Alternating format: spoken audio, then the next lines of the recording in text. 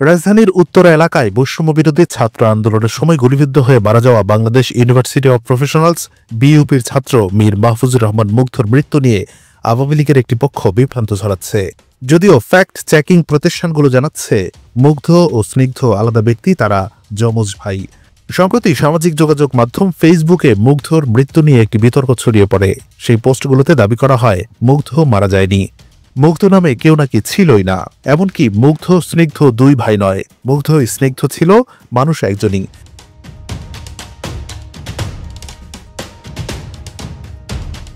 মুগ্ধের মৃত্যুর সত্যতা নিয়ে সন্দেহ প্রকাশ করে সাপোর্টার্স অব বাংলাদেশ আওয়ামী লীগ নামের একটি গ্রুপের পোস্টে লেখা হয়, মুগ্ধর ডেড বডির ছবি কেউ দেখে নাই, মুগ্ধর পোস্টমর্টেম রিপোর্ট জানা যা কবর কই। তবে ফ্যাক্ট চেকিং বা তথ্য যাচাইকারী প্রতিষ্ঠান হিসেবে আন্তর্জাতিক স্বীকৃতি পাওয়া রিউমার স্ক্যানার বাংলাদেশ নিশ্চিত করেছে মুগ্ধ ও স্নিগ্ধ পৃথক দুই ব্যক্তি, তারা দুজন যমজ ভাই।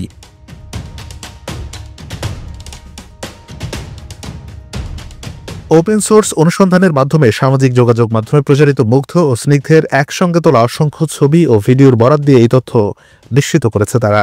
এদিকে ফেসবুকে ছড়িয়ে পড়া দাবিগুলো সম্পূর্ণ মিথ্যা বলে জানিয়েছে অন্তর্বর্তী সরকারের প্রধান উপদেষ্টার প্রেস উইং।